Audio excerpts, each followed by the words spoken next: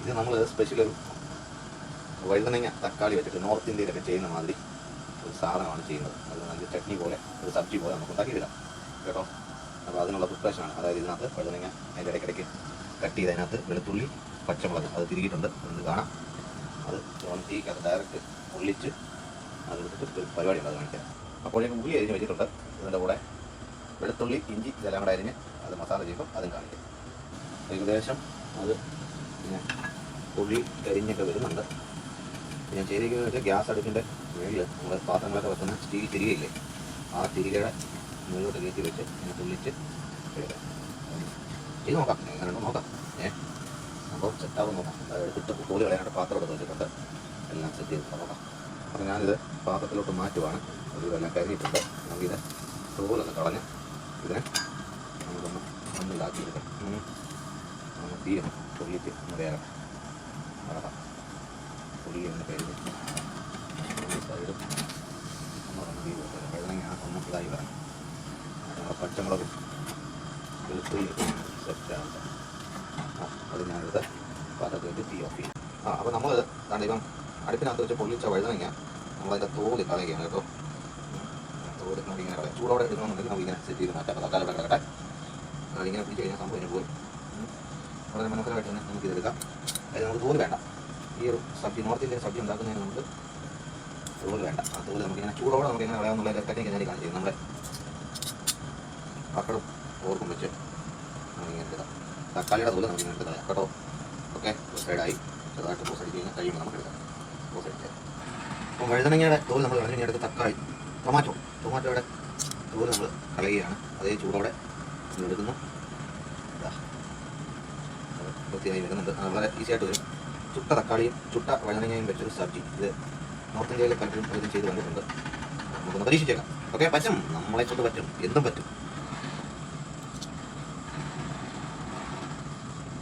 അപ്പോൾ നമ്മൾ 2 ടൊമാറ്റോയുടെയും വഴുതനങ്ങയുടെയും അതിൻ്റെ രുചി കളഞ്ഞ് ഇനി അവനെ സ്മാഷ് ചെയ്യണം. സ്മാഷ് ചെയ്യുന്നത് എങ്ങനെയാണെന്ന് ചോദിച്ചു കഴിഞ്ഞാൽ നമുക്ക് ഇതേ പാത്രത്തിൽ ഇട്ട് നമുക്ക് സ്മാഷ് ചെയ്യാം. സ്മാഷ് ചെയ്ത് വെച്ച് കഴിഞ്ഞാൽ അങ്ങനെ കുഞ്ഞും കുഞ്ഞും വെട്ടി സ്മാഷ് ആകണം. അതുകൊണ്ട് തന്നെ തക്കാളി ഇതുപോലെ നമുക്ക് എടുത്ത് വെക്കുക. ഏറ്റവും ബെസ്റ്റ് സാധനം ഇപ്പോൾ തന്നെയാണ് അത് സ്മാഷ് ചെയ്യാൻ. ഇങ്ങനെ നമുക്ക് സ്മാഷ് ചെയ്യാം.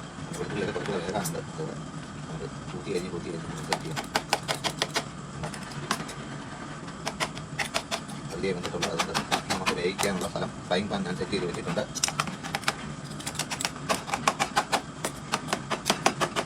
നമ്മളിങ്ങനെ സ്മാഷ് ചെയ്ത് പൊട്ടറ്റോ അല്ല വഴുതനങ്ങയും ടൊമാറ്റോയും കൂടെ സ്മാഷ് ചെയ്ത് വെളുത്തുള്ളിയും പച്ചമുളക് എടുത്തിട്ട് നമ്മൾ സെറ്റാക്കിയിട്ടുണ്ട് കേട്ടോ. സെറ്റാക്കണം. നമ്മൾ ഇത്രയൊക്കെ അതിനെ സ്മാഷ് ചെയ്തിട്ടുണ്ട് നമ്മുടെ പോർക്ക് വെച്ച്. അപ്പം ഈ രീതിയിൽ നമുക്ക് കിട്ടിയെങ്കിൽ മാത്രമേ നല്ലൊരു സബ്ജി നമുക്ക് കിട്ടത്തുള്ളൂ. ചപ്പാത്തിയുടെ കൂടെയും ചോറിൻ്റെ കൂടെയൊക്കെ കഴിക്കാൻ പറ്റിയ സബ്ജിയാണ് നമ്മൾ ഉണ്ടാക്കുന്നത്. അതിൻ്റെ പകുതി വഴി നമ്മളായിട്ടുള്ളൂ. ഓക്കെ,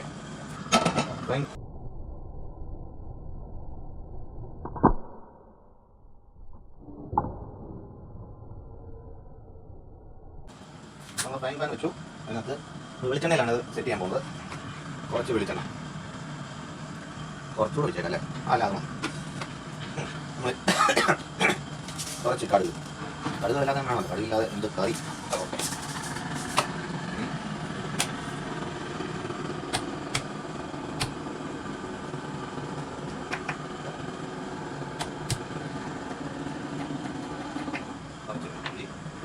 കടുക് പൊട്ടുമ്പോൾ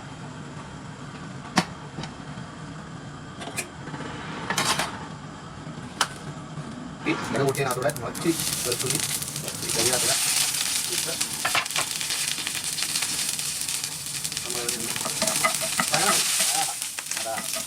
ഇതിൻ്റെ കരിയാപ്പല കരിയേണ്ട വെള്ളം കിടപ്പുണ്ട്. അതായിട്ട് ആ കൂട്ടിത്തില്ല ഒരു കലാപം.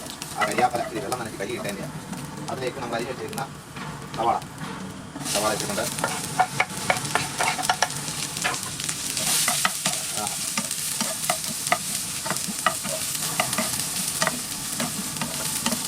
കരിയാപ്പലയായി സവാളയായി. ഇനി കുറച്ച് ഉപ്പ് ഇട്ട് കൊടുത്തു കഴിഞ്ഞാൽ ഒരു മുറിയും കിട്ടും.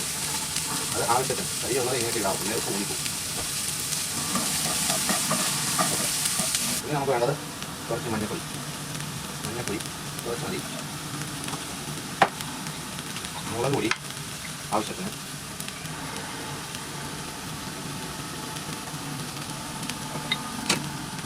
വേണേൽ കുറച്ച് മല്ലിപ്പൊടിയും ഇടാം, ശകലം മകട അടുക്കള നമ്മൾ കൂട്ടൽ ഇനി മല്ലിപ്പൊടി.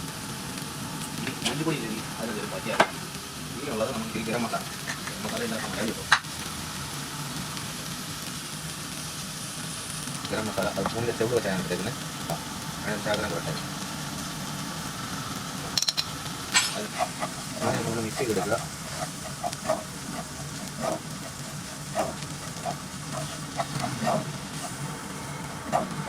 ഇതിനകത്തുള്ളത് തീ കുറച്ചിട്ട് കുറഞ്ഞ തീയിലാണ് ഇത് വെന്തുകൊണ്ടിരിക്കുന്നത്.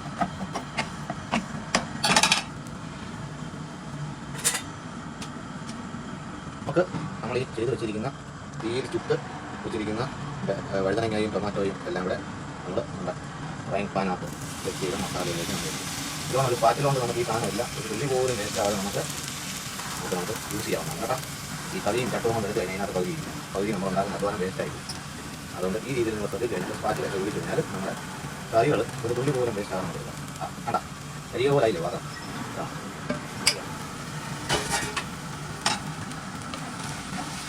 നമ്മുടെ ചട്നി ഫൈനൽ ടച്ചിലേക്ക് പോകാം.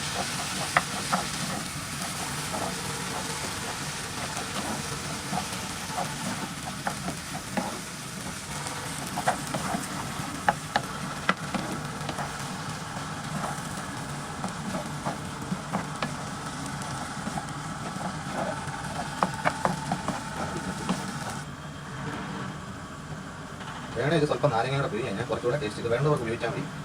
കാര്യം ഇത് തക്കാളിയൊക്കെ ഇട്ടുകൊണ്ട് എരിവൊക്കെ കൂടിയാലോ മല്ലിപ്പൊടി മസാലയൊക്കെ കൂടിയാലും ഈ നാരങ്ങ ഇച്ചിരി പിഴിയുന്നത് ഇവനെല്ലാം ഒന്ന് ഒരുമിച്ച് നിർത്തും, അത് കുറച്ചുകൂടി ടേസ്റ്റി ആയിരിക്കും. ഓക്കെ, നമ്മുടെ കറി റെഡി ആയിരിക്കുകയാണ്. വഴുതനങ്ങയും തക്കാളിയും ചുട്ട സബ്ജി നോർത്ത് ഇന്ത്യൻ സ്റ്റൈലിൽ നിങ്ങൾക്കായി. Thank you.